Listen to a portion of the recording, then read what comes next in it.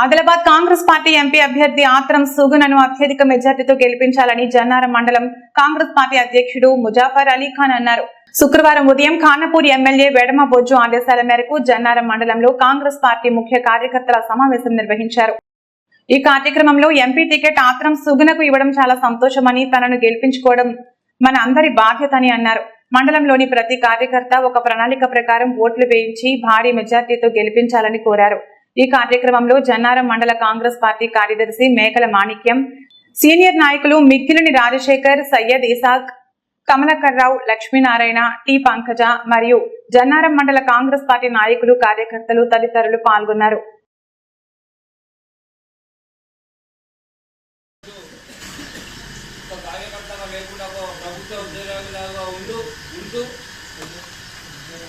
కూడా పార్టీ తీరు చెప్తున్నదంటే ఆమె యొక్క సేవాభావం కాంగ్రెస్ పార్టీ గుర్తించింది కాబట్టి మనమందరం మీద కూడా ఒక బాధ్యత ఉంది, పెద్ద బాధ్యత. ఎందుకంటే ఆమె ఈ మండల వాస్తులు మన ఎమ్మెల్యే అభ్యర్థి అప్పుడు కొత్తగా మరి అతన్ని ఖానాపూర్ అయినా కానీ మన 1300 నియమిస్తున్నాం.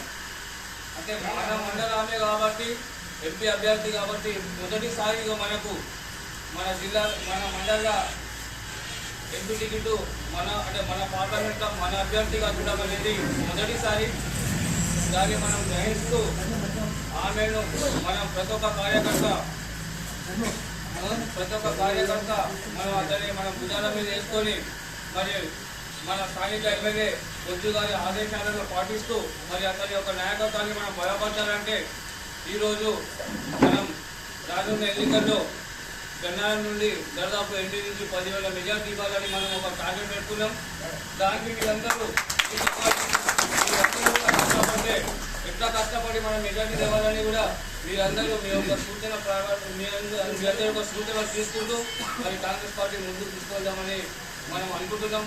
మీరు కూడా మీ బూత్లల్లో మరి ఎలాగ మనం కష్టపడాలి, మనం పోయిన ఎన్నికల కంటే ఈ ఎన్నికల్లో మనం ఏం చేస్తే మనం మెజార్టీ వస్తుందనే దాని మీద మనం అందరం కసరత్తు చేయాలి. ఆ కసరత్తు చేసేటందుకే ఈరోజు మేము అందరినీ పిలవడం జరిగింది.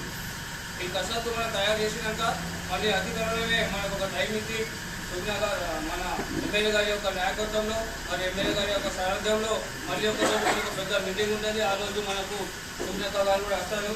అవరకు మనం ఏం చేయాలనే దాని మీదే మనం ఒక కసరత్తు తయారు చేసుకుని మనకు ప్రణాళిక తయారు చేసుకొని సిద్ధంగా ఉండాలనే దాని మీదే తమ అందరి యొక్క అభిప్రాయం తెలిపేందుకు ఈరోజు మనం ముఖ్యంగా నాయకులను పిలవడం జరిగింది.